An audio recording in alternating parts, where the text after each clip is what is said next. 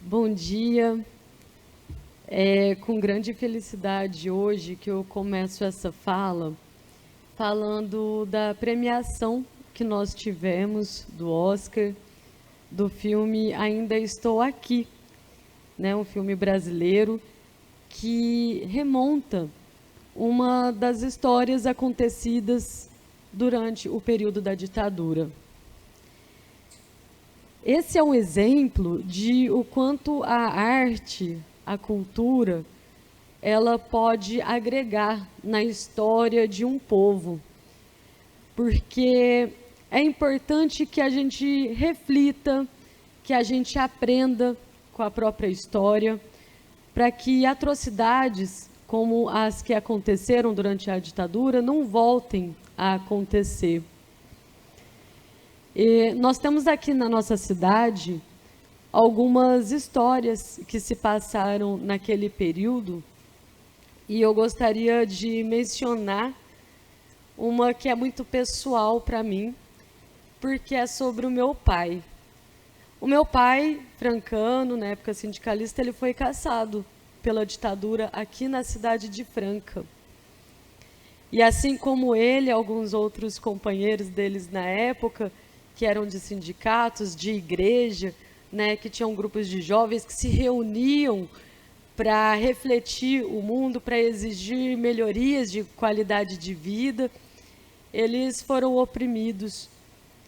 E foram pelo menos 10 mil pessoas no nosso país, centenas de desaparecimentos e mortes que foram registradas depois com outros motivos, né, até mesmo a Eunice Paiva no filme aí, né, demonstra 25 anos esperando uma certidão de óbito e depois de tantos anos nós tivemos uma lei que garantia uma revisão das certidões de óbito para crime, né, cometido na época pelo Estado, né, pela mão do Estado.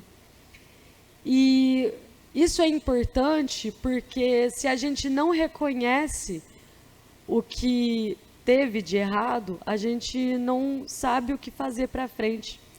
E, infelizmente, há poucos anos, nós tivemos mais uma tentativa de golpe, né, de militarização, golpe de Estado. E a gente precisa entender que hoje a gente só tem, por exemplo, essa casa, né, com vereadores, só tem uma prefeitura, representatividade, devido à nossa democracia. E eu gostaria também de mencionar, aproveitar para fazer uma homenagem ao Toshio, a Celeste. Não sei se vocês já ouviram esses nomes antes, mas o Toshio ele participou de grandes lutas aqui na nossa cidade, junto ao movimento sindical. Imagino que o Gilson, né, a Banana o tenha conhecido. Ele, até o final da sua vida, ele andava com o seu livrinho, vendendo o seu livro, né, para as pessoas, que é o direito à greve. Ele veio a gente a ensinar os direitos trabalhistas, né? Ele, Celeste, eles foram exilados, tiveram que se mudar do nosso país por muitos anos. E quando eu estive em São Paulo, eu morei um tempo lá, e durante o período eu fui acolhida na casa deles, aprendi muito.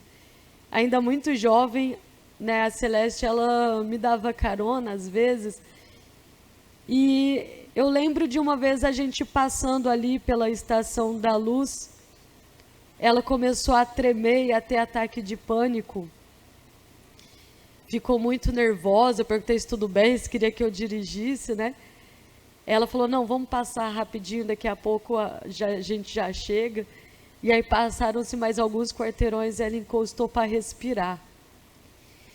E aí, muito emocionada, ela falou, sabe o que é, Marília? É porque ali foi onde eu fui torturado, onde companheiros meus morreram, e era o doicode. E eu nunca tinha presenciado o impacto que tantos anos depois isso dava na vida de alguém, tão diretamente, e de tantas histórias terríveis que a gente nunca ouviu falar. Histórias que não tiveram ainda filmes, não tiveram livros, não tiveram divulgação ampla. a gente não tem noção ainda, né, do que realmente foi aquele impacto. Mas a gente pode ter noção de que se hoje a gente pode usar redes sociais, se hoje a gente pode falar o que pensa, desde que não seja discurso de ódio, ataque ou fake news, claro, é porque a gente tem a democracia e ela tem que ser defendida todos os dias, em todos os atos. E por falar em cultura, gostaria de também compartilhar com vocês a grande felicidade que eu tive essa última semana em ver a nomeação da nova Secretaria de Cultura. O Beto Saad, aí, né, Secretaria de Esporte e Cultura, o Beto Saad, que vem a ser o secretário, é uma pessoa conhecida que, embora seja do esporte, nos últimos anos tem sido muito aberto e muito próximo, participativo das reuniões da cultura. E eu desejo toda a sorte a ele, aos outros diretores, que ainda não conheço tanto o trabalho, mas que são da área. Então, que vocês tenham muita sorte, que vocês possam contar com a gente aqui nessa casa e também todos os agentes culturais para poder construir um fortalecimento do setor cultural na nossa cidade, que gera economia criativa, cria empregos diretos e indiretos, produz o ano inteiro, uma cidade que merece ter o seu turismo incentivado, e para isso a gente precisa cuidar do nosso território e fortalecer a nossa história, nossas memórias. Gostaria de mencionar aqui, a Andréa falou do Dia das Mulheres, vindo aí dia 8, né, que não é o dia só de receber flores, é um dia de muitas conquistas, muita luta que as mulheres tiveram que fazer para a gente ter conquistas básicas que a gente vem conseguindo através do tempo, mesmo que seja de pouco a pouco. E em comemoração a essa data, hoje temos uma lei a ser votada esta tarde aqui na nossa cidade, nessa Câmara, onde eu proponho a prioridade ao atendimento médico a mães solo e mães atípicas. Mas eu gostaria de começar essa minha fala dizendo que, na verdade, nem precisaria de leis para isso que eu estou propondo. Todas as mulheres da nossa cidade, todos os cidadãos merecem acesso à saúde. Porém, as mulheres, elas são as que mais são sobrecarregadas com o cuidado da casa, das crianças, muitas vezes chefiando suas famílias. E, por conta disso, elas são negligenciadas quanto ao cuidado da sua saúde. E uma mulher que adoece, não adoece sozinha, adoece com toda a sua família. E isso prejudica muito a nossa comunidade, prejudica muitas vidas. E nessa lei, depois eu vou ter mais chance de falar à tarde, mas nessa lei prevê alguns critérios de como comprovar, né, essa situação de maior vulnerabilidade quanto a essas mães. E eu trouxe semana passada também índices altíssimos da nossa cidade, onde pelo menos 60 mil mulheres vivem na situação de pobreza, extrema pobreza e precariedade. E a maioria dessas mulheres em situação vulnerável são mulheres socialmente vulneráveis. E o nosso sistema de saúde não tem acompanhado a nossa demanda, tanto para as mulheres mães quanto as mulheres, a população em geral. Eu conheço mulheres que estão há quase 10 anos esperando cirurgia para retirada de cisto no ovário. Mulheres que sangram por anos. Não são todos os meses, não, são todos os dias por anos. Mulheres que desenvolvem outras doenças por conta disso e muitas vezes morrem antes de conseguir as suas cirurgias. O pré-natal que não é atendido, mulheres com 7, 8 meses que não fizeram um pré-natal na nossa cidade, e assim por aí vai, né? A gente tem muitas questões de falar para as mulheres da nossa cidade, muitas leis para propor, muita fiscalização para ser feita.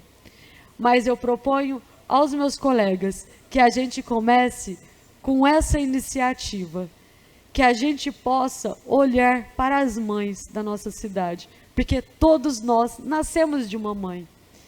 E é desesperador a principal cuidadora não ter espaço de tratamento na nossa cidade. A gente precisa reavaliar também no atendimento de alto custo, o NGA, vamos ter um novo NGA em breve. Mas será que a dinâmica da saúde da nossa cidade está funcionando? Será que abrir novos prédios vai realmente resolver o problema da cidade? Porque eu acho que não. A gente precisa ter estratégia, a gente precisa ter mais investimento. E eu sei que a prefeitura ela realmente investe muito em saúde hoje, mais do que normalmente, né, outras prefeituras precisam, mesmo porque a gente atende outras cidades.